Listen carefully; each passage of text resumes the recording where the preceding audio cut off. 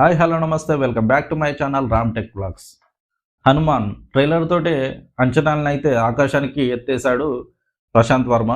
జనరల్గా ఒక ట్రైలర్ చూసి బాగున్నప్పుడు అబ్బా ఏముందిరా అనిపిస్తుంది, కానీ ఈ ట్రైలర్ చూసినప్పుడు మాత్రం వాళ్ళు పెట్టిన ఎఫర్ట్ కానీ జెన్యూనిటీ కానీ వాళ్ళు పడ్డ కష్టం కానీ ప్రతి ఫ్రేమ్లో కనిపించిందని చెప్పుకోవచ్చు. ఒక మంచి సినిమా జనాలకు చూపించాలని ప్రతి ఒక్కరు ప్రాణం పెట్టారనిపించింది. మరి అంత కష్టం సినిమా మొత్తం కనిపించిందా లేదా?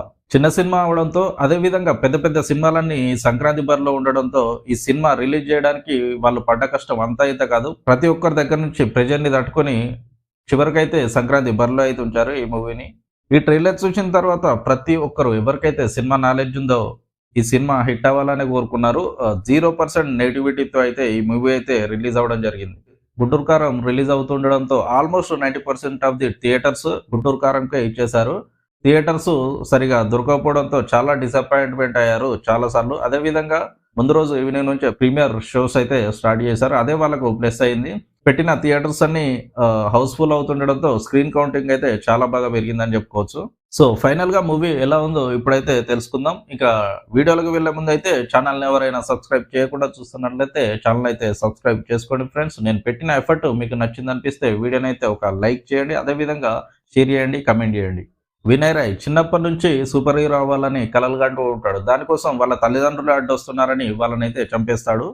సూపర్ హీరో అవడానికి రకరకాల ప్రయోగాలు అయితే చేస్తాడు, కానీ ఏది ఫలించవు. చివరికి అసలు ఈ సూపర్ పవర్స్ ఎక్కడ దొరుకుతాయో వెతికే ప్రయత్నం అయితే చేస్తాడు. ఇది పక్కన పెడితే అంజనాద్రి అనే ఊర్లో పాలెగాడుగా దీపక్ శెట్టి బందిపోట్ల నుంచి ఊరిని కాపాడుతున్నా అన్న పేరుతో ఆ ఊర్లో ఉన్న జనాలను అయితే దోచుకుంటూ ఉంటాడు. అదే ఊర్లో తేజ సజ్జ చిల్లర దొంగతనాలు చేస్తూ తిరుగుతూ ఉంటాడు ఆవారగా. అతనికి తల్లిదండ్రులు ఉండరు, వాళ్ళ అక్క మాత్రమే ఉంటుంది వరలక్ష్మి. తనే చిన్నప్పటి నుంచి పెంచి పోషిస్తూ ఉంటుంది. తేజ సజ్జకి అమృతాయర్ అంటే చాలా ఇష్టం. తను పాలగానికి ఎదురు తిరగడంతో తన దగ్గరున్న బందిపోట్లతో అమృతాయర్ని చంపించాలని ప్రయత్నిస్తాడు పాలగాడు. హీరోయిన్ ని కాపాడే ప్రయత్నంలో తేజ సజ్జ బందిపోట్ల చేతుల్లో అయితే దెబ్బలు తింటాడు. అదేవిధంగా బందిపోట్లు తనని చితకబది నీళ్ళల్లో అయితే పడివేస్తారు. ఆ నీళ్ళ లోపల ఆంజనేయ స్వామి రక్త బిందువుతో తయారైన సూపర్ పవర్స్ ఉన్న రుద్రమణి అతనికైతే దొరుకుతుంది. తేజ సజ్జకి ఈ మనీ దొరికిన తర్వాత తనకి సూపర్ పవర్స్ అయితే వస్తాయి. సూపర్ హీరోగా మారిపోతాడని చెప్పుకోవచ్చు. ఈ విషయం తెలుసుకున్న వినయ్ రాయ్ ఎలాగైనా ఆ మనీని దక్కించుకొని తను కూడా సూపర్ హీరో అవ్వాలని ప్రయత్నిస్తాడు. మనీని దక్కించుకోవడానికి తను చేసిన ప్రయత్నాలేంటి, చివరికి దక్కించుకున్నాడా లేదా అనేదే మిగిలిన స్టోరీ. సూపర్ హీరో స్టోరీస్ అనేవి మనకి కొత్త కాదు, ఆల్రెడీ ఇంతకుముందే చాలా వచ్చాయి. మన హాలీవుడ్ లో చూసుకుంటే, ఇంకా మన బాలీవుడ్ లో చూసుకుంటే క్రిస్ సిరీస్ మొత్తం అలాగే ఉంటుంది. కానీ తెలుగులో ఇది ఫస్ట్ అటెంప్ట్ అని చెప్పుకోవచ్చు. స్టోరీ సూపర్ హీరోది అయినప్పటికీ తెలుగు నేటివిటీ ఎక్కడ మిస్ అవ్వకుండా చాలా బాగా మేనేజ్ చేశాడు director Prashanth Varma. Story start చేయడమే అసలు మనీ ఎలా ఏర్పడింది, దానికి ఆ పవర్స్ ఎలా వచ్చాయి అనే దాంతో స్టార్ట్ చేశాడు స్టోరీని. అంజనాద్రి ఊరిని ఇంట్రడ్యూస్ చేసే విధానం అయితే చాలా బాగుంటుంది. ఒక బాహుబలి 2లో మహేష్మతి రాజ్యాన్ని ఎలాగైతే ఇంట్రడ్యూస్ చేశారో ఆ ఫీలింగ్ అయితే కలుగుతుంది. ఒక ఐ ఫీస్ట్ లాగా అనిపిస్తుంది అని చెప్పుకోవచ్చు. మనకు చూపించే విధానం, అక్కడ నేచర్ కానీ ఆంజనేయుని విగ్రహం కానీ చాలా బాగా అయితే చూపించాడు. స్టోరీ కొద్దిసేపటి వరకు రొటీన్ లా సాగుతుంది. ఎప్పుడైతే మన ఇద్దరికి సూపర్ పవర్స్ వస్తాయో అక్కడ నుంచి కథ అయితే ఊపందుకుంటుంది. ఆ శక్తులతో పాలగాని కానీ వాళ్ళ మనుషులు కానీ కొట్టే విధానం, ఆ సీన్స్ చాలా బాగా వచ్చాయని చెప్పుకోవచ్చు. ఇంకా ఇంటర్వెల్ కు ముందు వినయ్ రాయ్ని అంజనాద్రి ఊర్లో దింపడంతో సెకండ్ హాఫ్ పై బాగా హైప్ క్రియేట్ చేయగలిగాడు డైరెక్టర్. సెకండ్ హాఫ్ కూడా ఎక్కడ బోర్ కొట్టకుండా చాలా బాగా మేనేజ్ అయితే చేశాడు. అదేవిధంగా క్లైమాక్స్ వచ్చేసి నెక్స్ట్ లెవెల్ అని చెప్పుకోవచ్చు. నిజమైన హనుమంతుడు మంచుకొండని బద్దలు కొట్టుకొని బయటకు వచ్చే సీన్స్ మాత్రం గూస్ బంప్స్ ని తెప్పిస్తుంది ఖచ్చితంగా. చివరి 5 నిమిషాలు అయితే అసలు సీట్ ఎడ్జ్ పైన కూర్చోబెట్టాడని చెప్పుకోవచ్చు.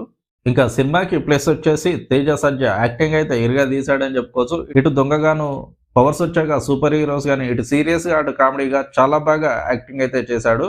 అదేవిధంగా ఇంకా వినయ్ రాయ్ విషయానికి వస్తే తన గురించి చెప్పేదే ఉంది. One of the most stylish villain. తను కూడా చాలా బాగా యాక్టింగ్ అయితే చేశాడు. ఇటు వరలక్ష్మి కానీ, సత్య కానీ, అదేవిధంగా గెటప్ సీన్ కానీ వాళ్లకు ఉన్నంత పాత్ర మేరలో చాలా బాగా మెప్పించారని చెప్పుకోవచ్చు. స్టోరీ కానీ, స్క్రీన్ ప్లే కానీ చాలా బాగా డిజైన్ చేసుకున్నాడు డైరెక్టర్ ప్రశాంత్ వర్మ. అదేవిధంగా గ్రాఫిక్స్ అయితే అదిరిపోయాయని చెప్పుకోవచ్చు. బీజిఎం అయితే వేరే లెవెల్లో ఉంది. ఆ బీజిఎం వల్ల సినిమాని ఇంకో నెక్స్ట్ లెవెల్ కి తీసుకెళ్తుంది. ఇంకా మైనస్ వచ్చేసి పాటలు ఇంకొంచెం బాగా కొట్టుంటే బాగుండేది అనిపించింది. ఇంకా ఓవరాల్ గా మూవీ వచ్చేసి అయితే బ్లాక్ బస్టర్ అని చెప్పుకోవచ్చు. ఎవరైతే రేర్ గా మూవీ చూస్తారో రెగ్యులర్ గా కాకుండా ఖచ్చితంగా ఈ మూవీ కన్సిడర్ చేయాల్సిన మూవీ. దీనికి పార్ట్ 2 కూడా ఉండబోతుందని చివరిలో ప్రకటించాడు. అదేవిధంగా ఈ సినిమా హిట్ అయితే ఒక అవతార్ లాంటి ఈ సినిమాను తీసే అవకాశం ఉందని కూడా ఆల్రెడీ చెప్పాడు ప్రశాంత్ వర్మ. అదేవిధంగా తను ఆశించినట్లు ఒక చిన్న సినిమాతో వచ్చి సూపర్ హిట్ అందుకున్నాడని చెప్పుకోవచ్చు. సో తను అనుకున్నట్లుగానే రాబోయే రోజుల్లో ఒక భారీ సినిమానైతే తీయాలని మనమైతే కోరుకుందాం.